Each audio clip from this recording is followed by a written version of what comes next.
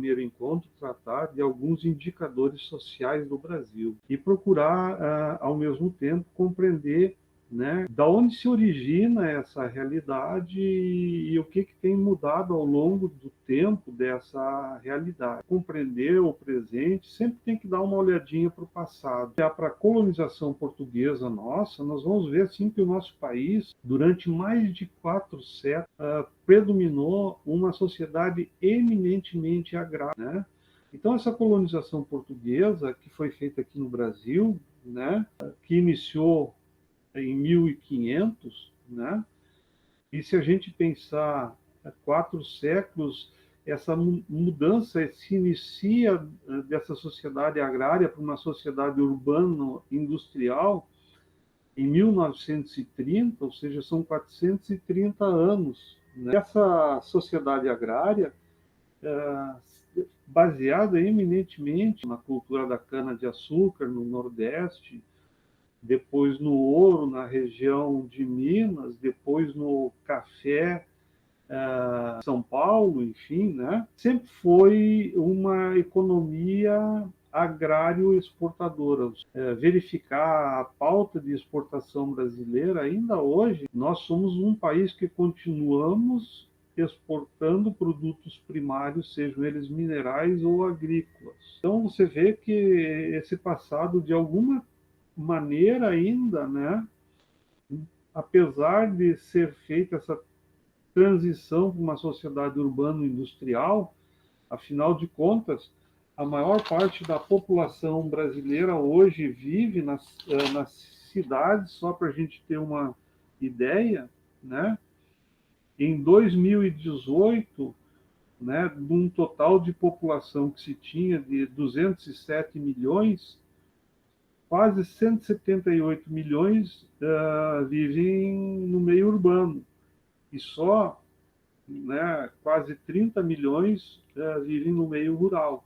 Então, hoje, nós temos uma sociedade eminentemente urbana e essa, já no passado, na agricultura, né, um componente que é a monocultura, ou seja, uma única cultura. Né? Quando ocorre a modernização conservadora na agricultura, que é nos anos 60, aquisição de insumos desenvolvidos por essas grandes corporações internacionais, né? Nós vamos ter máquinas agrícolas também desenvolvidas por essas grandes. O que ocorre? O uso de toda essa tecnologia na agricultura, que é uma tecnologia importada, né? Ela se deu com incentivo do Estado, né? Então o Estado disponibilizava recursos subsidiando, né, esses financiamentos. No caso do Rio Grande do Sul fica bem claro isso, com a produção de soja, com a produção de trigo. Já no passado nós tínhamos a forte presença de monocultura e ainda hoje, né, principalmente nas grandes propriedades rurais, elas são basicamente monocultoras. Né? Quem produz produtos de subsistência ou para subsistência são basicamente as pequenas e médias propriedades rurais. Já desde o passado, nós temos uma forte concentração fundiária, porque, diferentemente da Europa, inclusive, na Europa nós tivemos reforma agrária, essa grande concentração fundiária, né, 1% dos proprietários rurais, eles são donos de 50% das terras, né? Ou seja, alguns poucos têm grandes propriedades, né, nessa região, e isso não ocorre, né? E não ocorre por quê? Porque aqui há todo um processo de colonização, iniciado em 1875. Esse processo de imigração foi em pequenos lotes, também contribuiu para isso a dificuldade de um processo de uma mecanização para culturas extensivas. Então, aqui na nossa região, né, você vai ter pequenas propriedades, né, parte delas diversifica a sua cultura, né, mas no caso mais geral do Brasil, nós temos grandes concentrações fundiárias, né, que dá esse indicador de 1% dos proprietários terem 50% né, das terras. E uma coisa interessante é essa questão que até hoje a gente discute muito e se preocupa, e com razão, do desmatamento, essa despreocupação com a preservação da natureza já começa lá no colonização, né? Você vê que esse latifúndio monocultor, né, que não tem muito preocupação com a preservação da natureza, né, traz impactos ambientais profundos, né? E nessa sociedade agrária, no período colonial, né, se usou muito o trabalho escravo, ou seja, principalmente do escravo cano, né? Para vocês terem uma ideia, entre 1500 e 1873, no Brasil nós tínhamos 3,6 milhões de escravos vindos da África, né? Então, essa ideia desse trabalho escravo, né, de certa forma impacta nessa questão da desvalorização, sobretudo do trabalho, características importantes e que a gente vê que elas ainda, de forma reiterada, se manifestam no nosso. Uma outra característica, desde o período colonial, é de uma sociedade fortemente patriarcal, ou seja, aquela ideia de que o homem é quem manda. E isso vai se manifestar de várias maneiras, né? Desde a questão, por exemplo, do salário, o homem ganha mais do que a mulher. Os últimos dados do IBGE mostram, né, que essa diferença estagnou, a sociedade, né, ainda que reproduz muitos valores machistas, que pode ser materializado até num grande número de feminicídio que acontece em nosso país. E também uma outra característica, mantém o patrimonialismo, ou seja, essa confusão entre o que é interesse público e o interesse privado, uma espécie de apropriação do poder público para satisfazer determinados interesses privados. O resultado dessa conjugação de situações que eu aqui apontei, né, desse agrarismo que tem origem lá no processo de colonização portuguesa, é que nós somos um país para poucos, ou seja, nós temos e essa elite branca que controla o poder político, que controla o poder econômico, né, é aquela que domina, né, esses setores mais modernos da economia. Histórico que ainda se mantém, é bem verdade que isso é um processo que vai se modificando, mas muito disso, né, se mantém, né? E eu queria aqui, então, trazer para vocês, né, alguns dados em relação à questão, né, de indicadores sociais. Eu pegar como dado, assim como referência, 171 milhões estão em idade de trabalhar atualmente. O que é a idade considerada de trabalhar? A partir dos 15 anos. Desses 107 milhões, só 55 milhões são de trabalhadores em trabalho formal, ou seja, com carteira assinada. Menos da metade das pessoas que estão ocupadas tem carteira assinada, os demais não. E, por outro lado, nós temos aí, tem mais ou menos variado, temos quase 12 milhões e meio de pessoas desempregadas, que o IBGE chama de desocupadas. Agora, quando que uma pessoa é considerada desocupada ou desempregada? É quando o IBGE entrevista ela e ela diz assim que foi procurar naquela semana da entrevista algum emprego. Caso ela disser que não foi, né, ela passa a ser uma pessoa desalentada. Se você somar os desocupados com os desalentados, ou seja, aqueles que já desistiram de procurar emprego, né, você vai ter aí mais de 18 milhões de brasileiros. Se você for ver aqui o gráfico, né, esse gráfico é em relação à desocupação, né, desde o primeiro trimestre de 2012, né, nós tivemos antes de 2012 um número menor de desocupados ou desempregados, né, porque era um momento de crescimento da economia, né? E você vai vendo esse gráfico, ele tem uma tendência aqui, né?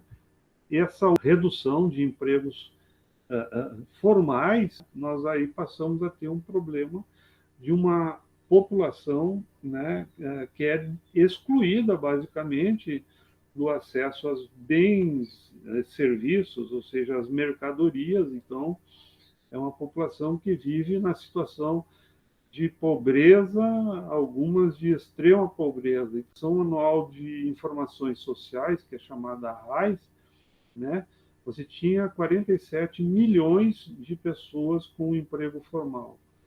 Destas, 56,3%, ou seja, 26 milhões, né, eram homens e 20,902 eram mulheres, 43%. Nos últimos anos, esse número tem crescido do ingresso de mão de obra feminina, mas de forma muito lenta, praticamente estagnado. Esses empregos, né, a remuneração média do homem é de 3.359 e da mulher 2.902, né? Então, você vê que há uma diferença, e como eu falei anteriormente, essa diferença, né, também ela está praticamente estagnada, parada. E em termos de pessoas que estudam, né, por faixa etária, é interessante, né? De 15 a 17 anos, você vai ter 78,8% dos jovens só estudam, né? Mas você tem, e é o caso de que vocês estão falando hoje, que estudos estão ocupados, ou seja, colegas de vocês que hoje não estão assistindo à aula síncrona, né? Eles estudam e estão trabalhando, né? E você tem 2,5% que está nessa faixa etária só trabalhando, não está estudando, ou seja, são pessoas que sequer terminaram, portanto, o ensino fundamental, médio, né? Ou no máximo terminaram o fundamental, sequer estão estudando, né? E você tem 7,2 que não estuda e não está ocupado.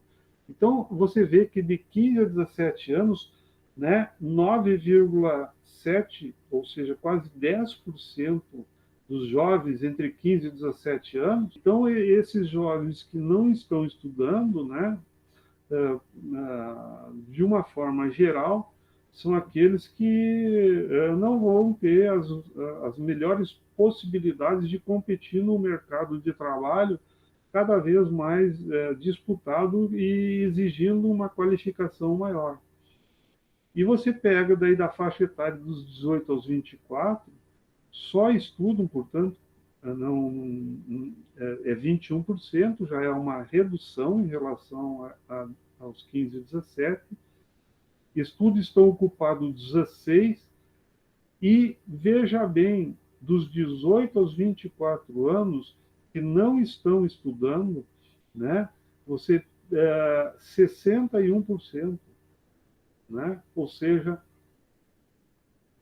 boa parte dos jovens, né, ou conclui ou não chegam a concluir o ensino médio, já estão no mercado de trabalho, ou seja, 61%. Ou seja, são jovens que, com certeza, vão ter dificuldades grandes de competir nesse mercado de trabalho, e só estuda, portanto, são poucos aqueles que vão fazer uma faculdade, né? Porque muitas das faculdades exigem dedicação integral, né? Ou tem que ter, se ela não exige, mas tem que ter renda para fazer isso, né? E você vê que 81%, né, não está estudando. E aqui eu queria trazer um outro dado bem interessante, que é essa questão do ensino superior, né?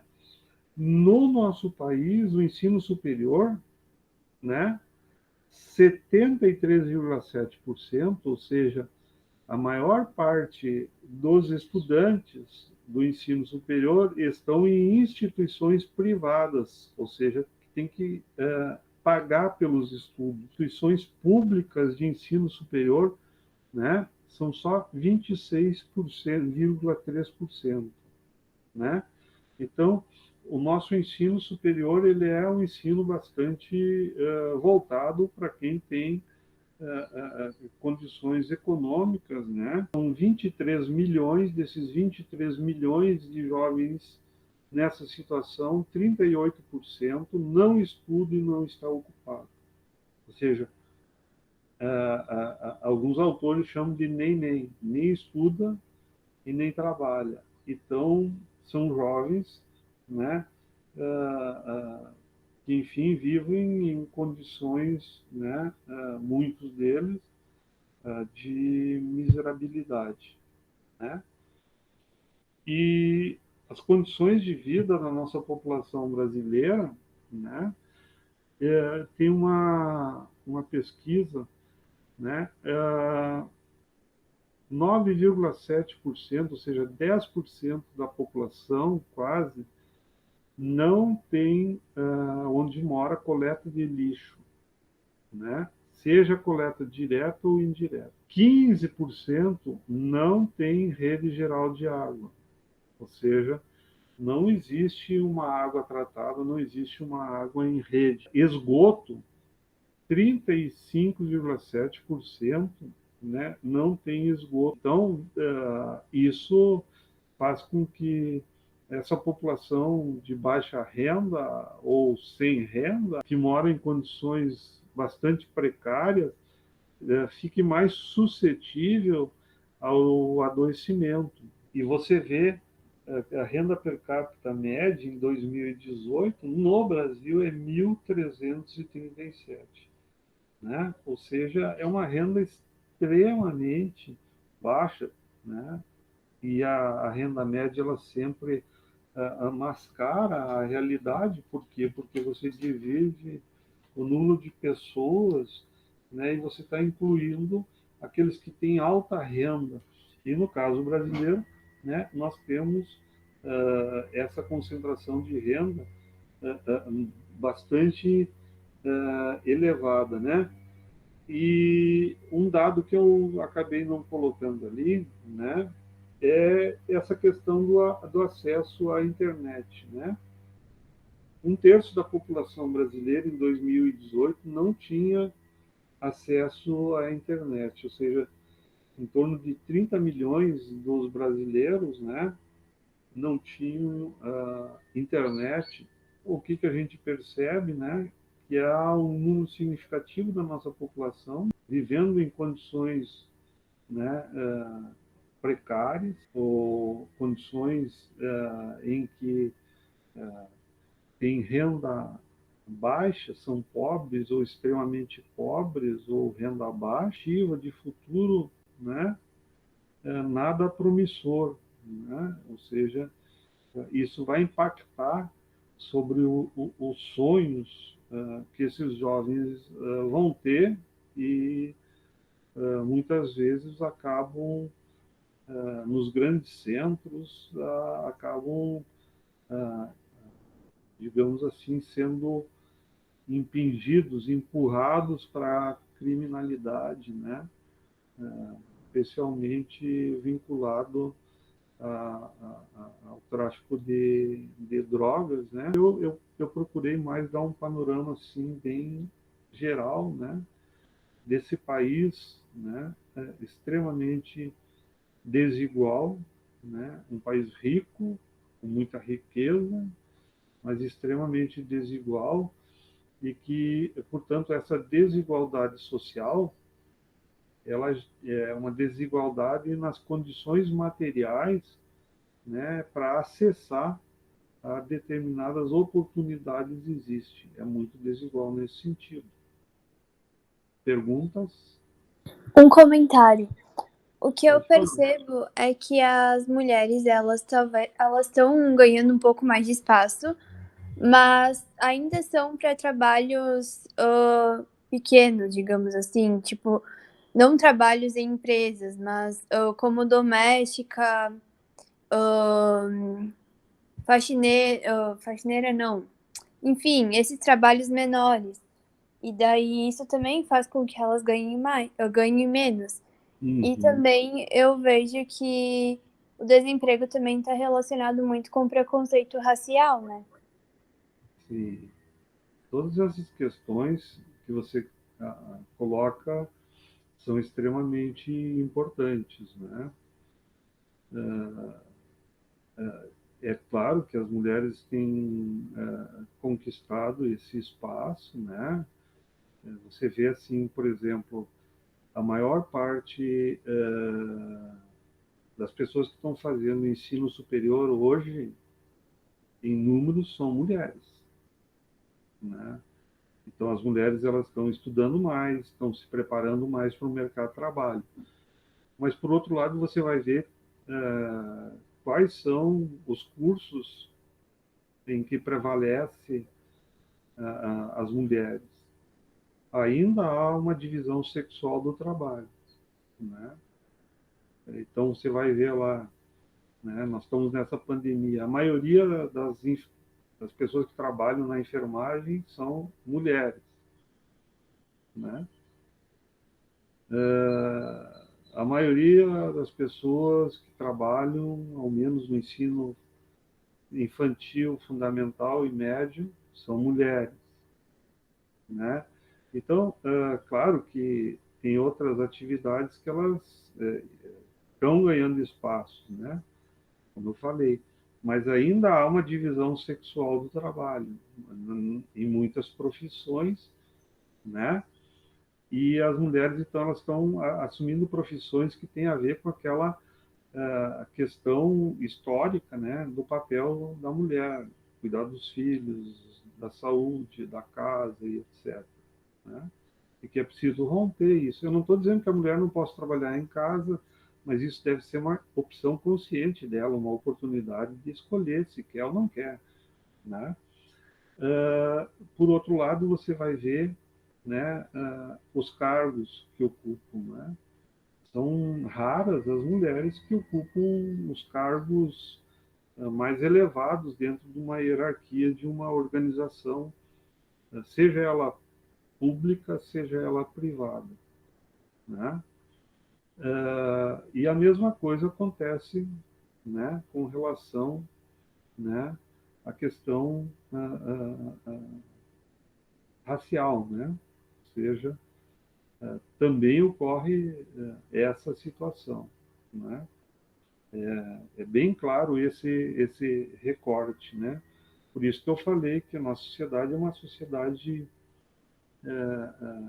de brancos, né, ocupando os principais espaços